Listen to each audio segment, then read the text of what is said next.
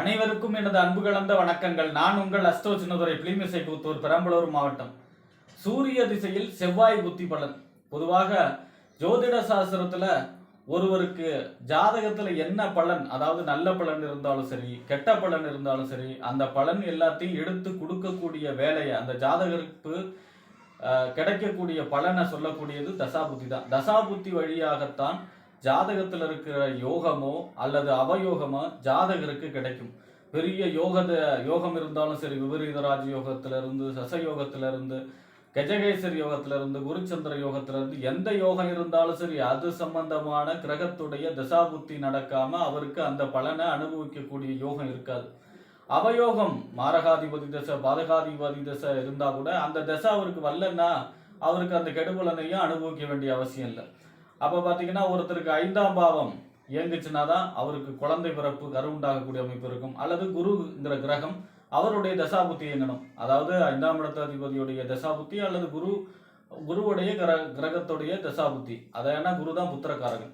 அடுத்ததா பாத்தீங்கன்னா இதுல ரெண்டுல ஏதாவது ஒண்ணு இயங்கணும். திருமணம் நடக்கணும்னா 7ஆம் இடத்துடைய தசை அல்லது புத்தி, அல்லது ஆண்களா இருந்தா சுக்கிரனுடைய தசாபுத்தி, பெண்களாக இருந்தா செவ்வாயுடைய தசாபுத்தி, இதெல்லாம் இயங்கினா மட்டும்தான் அவருக்கு திருமணம் அந்த நேரத்தில் நடைபெறும். இல்லைன்னா வேற தசாபுத்தி இயங்கும் பொழுது என்ன செஞ்சாலும் தலைகீழ்னாலும் அந்த விஷயங்கள் நடக்காது.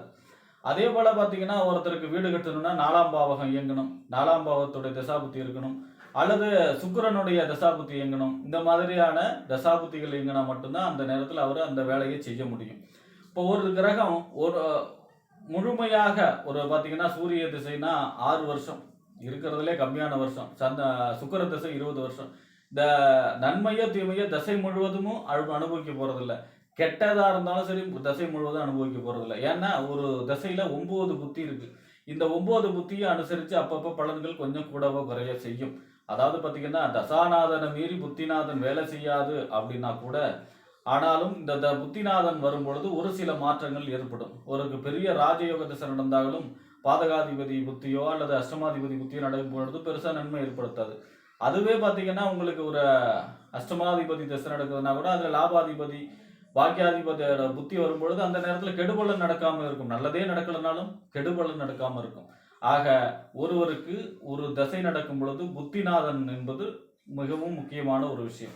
அப்ப அந்த வரிசையில சூரிய மகா திசை 6 வருஷம். இந்த 6 வருஷத்துல சூரிய திசையில சூரிய புத்தி, சூரிய திசையில சந்திர புத்தி, சூரிய திசையில செவ்வாய் புத்தி ஒருவருக்கு என்ன பலன்களை செய்யும், எவ்வளவு நாள் இருக்கும், இதுல செய்யக்கூடிய வழிபாடுகள் என்ன, பரிகாரங்கள் என்ன என்பதை பற்றி இந்த காணொலியிலே பார்ப்போம். இது போன்ற தொடர்ந்து ஜோதிட தகவல்களை பெறவும், தமிழ் மாத ராசி பலன்களை தெரிந்து கொள்ளவும் நமது சேனல் அஸ்ட்ரோ சின்னதுரை சப்ஸ்கிரைப் செய்து கொள்ளுங்க, லைக் பண்ணுங்க, நண்பர்களுக்கு ஷேர் பண்ணுங்க. அதாவது பாத்தீங்கன்னா சூரிய திசைங்கிறது மொத்தம் 6 வருட காலம். நவகிரகத்தின் தலைவன். அதாவது பாத்தீங்கன்னா சிம்ம ராசிக்கு அதிபதி, சிம்ம ராசியில் ஆட்சி பெறுகிறார், மேஷ ராசியில உச்சம் பெறுகிறார். நவகிரகத்துடைய தலைவன் சூரியன் தான். புகழ், அந்தஸ்து, கௌரவம் இதெல்லாம் அதிபதி. அவர் இருக்கிற இடம், சூரியனோட ஆதிக்கம் பெற்ற இருக்கிற ஒருத்தருக்கு சூரியனோட ஆதிக்கம் இருக்கு அப்படின்னாலே அந்த இடம் பாத்தீங்கன்னா அவர் பேராளி விளங்கும், லேண்ட்மார்க் அவர் தான் அந்த இடத்துக்கு. அதே மாதிரி பாத்தீங்கன்னா சூரியன் வலுவா இருந்தாதான் அவர் அரசியல்ல பெரிய வெற்றியை பெற முடியும், புகழ அடைய முடியும், அரசாங்கத்துல பெரிய உயர் பதவி அடைய முடியும். அதே மாதிரி பாத்தீங்கன்னா சூரியனுடைய அனுகிரகம் இருந்தாதான் ஒருத்தர் மருத்துவத்துறையில பெரிய புகழ அடைய முடியும். மருத்துவம் அவருக்கு இப்பதான் சிறக்கும். மருத்துவம் அவருக்கு அந்த மருத்துவம் இயற்கையிலேயே அந்த அறிவு அவருக்கு இருக்கும், சூரியனுடைய ஆதிக்கம் பெற்றவர்களுக்கு. அதனாலதான் பாத்தீங்கன்னா சூரிய தசை நடக்கும் பொழுது 6 வருஷமும் அசைவம் சாப்பிடக்கூடாதுங்கிறது, உயிர் கொலைகள் செய்யக்கூடாது. உயிர் கிரகம் சூரியன். அதனால பாத்தீங்கன்னா இந்த 6 வருஷமும் பாத்தீங்கன்னா கண்டிப்பாக அசைவத்தை தவிர்த்தாலே சூரிய மகாதிசையில பெருமளவு நன்மைகளை பெறலாம். அப்ப பாத்தீங்கன்னா இந்த சூரிய மகாதிசை வந்தாலே அவர்களுக்கு அரசியல் வெற்றி, அதே போல புகழ், அந்தஸ்து, கௌரவம் உயரும். அதே மாதிரி பாத்தீங்கன்னா அவருக்கு இந்த சூரிய மகாதிசையில பாத்தீங்கன்னா மருத்துவத்துறையில பெரிய வெற்றியை கொடுக்கும். இந்த மாதிரியான நன்மைகள் ஏற்படும். சூரியன் பொறுத்த வரைக்கும் உபஜயஸ்தானத்துல இருக்கிறது சிறப்பு. அதுலயும் 10ஆம் இடம் அவர் திக்பலமா இருப்பார். 10ஆம் இடத்துல இருப்பது மிகப்பெரிய வெற்றியை கொடுக்கும், புகழை கொடுக்கும், பதவியை கொடுக்கும், உயர் பதவி கொடுக்கும். இந்த மாதிரியான நன்மைகளை செய்யும். 11ஆம் இடத்துல சூரியன் இருக்கிறது அதை விட பெரிய நன்மைகளை செய்யும். வேற இடங்கள்ல இருக்கும் பொழுது ஒரு சில பிரச்சனைகளை கொடுக்கும். தந்தைக்கு பிரச்சனை, தந்தைக்கு நோய்வாய்ப்படுறது, தந்தையால பிரச்சனை.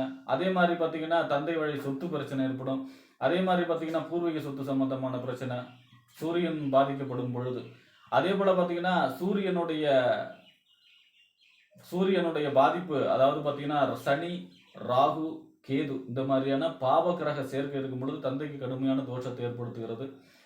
அதே போல பாத்தீங்கன்னா சூரியனுடைய பாதிக்கப்படும் பொழுது உஷ்ண சம்பந்தப்பட்ட நோய்கள், இந்த தீராத தலைவலி, கண் சம்பந்தமான பிரச்சனை, தைராய்டு, முதுகெலும்பு பாதிக்கிறது, இந்த மாதிரியான பிரச்சனைகளை கொடுக்கும். தீயால் ஆபத்து, வீட்டில் கேஸ்லாம் வந்து பார்த்தீங்கன்னா சரியான முறையில் கையாளணும். வயக்காடுல வைக்கப்போர் தீப்பிடிச்சரின்னு சொல்லுவாங்க, தீயில கவனமாக இருக்க வேண்டும். அப்போ சூரிய திசை பலமாக இருந்தாலும் சரி, கேந்திர திரிகோண ஆட்சி உச்சமாகி தெரிய உபஜஸ்தானத்தில் இருந்தாலும் சரி, இல்லை சனி ராகு கேது சேர்க்கை பெற்று குருவுடைய பார்வை இல்லாமல் 6-8 பகை நிச்சயமாகி மறைஞ்சாலும் சரி, நீங்கள் வழிபடக்கூடிய வழிபாடு உங்களுக்கு நன்மை செய்யும். சூரியனோட அதிதேவதை சிவபெருமானுக்கு வழிபாடு செய்வது, ஞாயிற்றுக்கிழமையிலே சிவபெருமானை சென்று வழிபாடு செய்கிறது. வருஷத்துக்கு ஒரு தடவை ஆடுதுறை சூரியனார் கோயில் போய் ஞாயிற்றுக்கிழமையில சிவப்பு பட்டெடுத்து சாற்றி அரளிப்பூ மாலை சாற்றி வழிபாடு செய்கிறது. அல்லது பக்கத்தில் இருக்கிற சிவன் கோயிலில் பார்த்தீங்கன்னா ஞாயிற்றுக்கிழமையில கோதுமையை நிரப்பி அது மேலே நெய் விளக்கு ஏற்றி சிவபெருமான வழிபாடு செய்கிறதும் சூரிய திசை உங்களுக்கு நன்மை செய்யும்.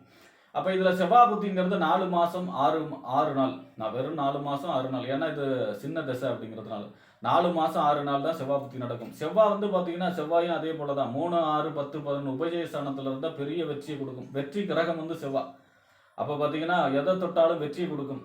11ஆம் இடத்துலையும் நன்மை செய்யும். 10ஆம் இடத்துலையும் பார்த்தீங்கன்னா செவ்வாய் வந்து திக்பலம் அடைவார்.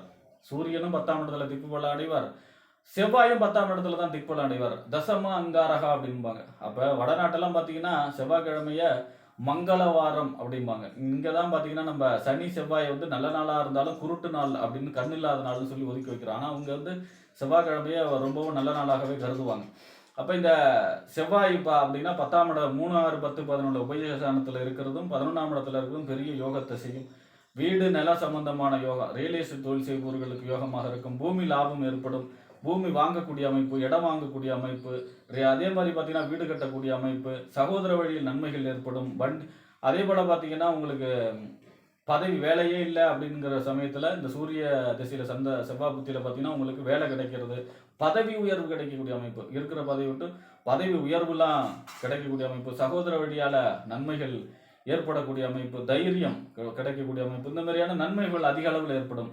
செவ்வாயும் பார்த்தீங்கன்னா உங்களுக்கு 6-8-12 மறைஞ்சி, அதே மாதிரி சனி ராகு கேது சேர்க்கை குரு பார்வை இல்லாமல் இருக்கும் பொழுது ஒரு சில தீமைகளை செய்யும். பங்காளி சண்டை ஏற்படும், பங்காளி சண்டை, நில தகராறு, சொத்து தகராறு, இட தகராறு, அதே மாதிரி பார்த்தீங்கன்னா சின்ன சின்ன விபத்துகளை கொடுக்கும், சகோதர வழியில் பிரச்சனையை கொடுக்கும். பதவியில் பார்த்தீங்கன்னா வேலையில் பிரச்சனை, சக ஊழியர்களால் பிரச்சனை ஏற்பட்டு பதவியை விட்டு விலகக்கூடிய அமைப்பு, டீ ப்ரமோஷன், இந்த மாதிரியான வேலைகளையும் செய்யும். அப்போ இந்த 4 மாதமும் 6 நாளும் சூரிய திசையில் செவ்வாய் புத்தி 4 மாதம் 6 மாதம் 4 மாதமும் 6 நாளும் நீங்கள் செவ்வாய்க்கிழமையில முருகப்பெருமானுக்கு நெய் விளக்கேற்றி அரளிப்பூ சாற்றி அல்லது செம்பருத்திப்பூ சாற்றி வழிபாடு செய்யும் பொழுது யோகமான அமோகமான பலன்கள் ஏற்படும். ரெண்டுமே ராஜகிரகம், சூரியனும் செவ்வாயும். அப்போ பார்த்தீங்கன்னா பெரிய வெற்றி. அதாவது யாராலையும் இந்த விஷயத்தை இப்படி முடிக்க முடியாது அப்படின்னு நினைக்கிறவங்கள அந்த செகண்டில் முடிச்சு கொடுக்கக்கூடிய ஸ்பீடு இருக்கும். அதாவது சூரியன் திசையில் செவ்வாய் புத்திங்கிறது வேகம், செயலாற்றல் அதிகம், வேகம் அதிகம், எந்த ஒரு செயலையும் படபடான்னு முடிச்சு கொடுக்கக்கூடிய அமைப்பு, இந்த மாதிரியான ஒரு பெரிய வெற்றியை கொடுக்கக்கூடிய அமைப்பும் பதவியை கொடுக்கக்கூடிய அமைப்பாக இருக்கும். அதே போல் பதவி உயர்வு கொடுக்கக்கூடிய அமைப்பாக இருக்கும். அரசியலில் புகழ், வெற்றி இதெல்லாமே கொடுக்கக்கூடிய அமைப்பாக இந்த சூரிய திசையில் செவ்வாய் புத்தி ஒருவருக்கு அமையும் என்று கூறி விடைபெறுகிறேன். நன்றி, வணக்கம்.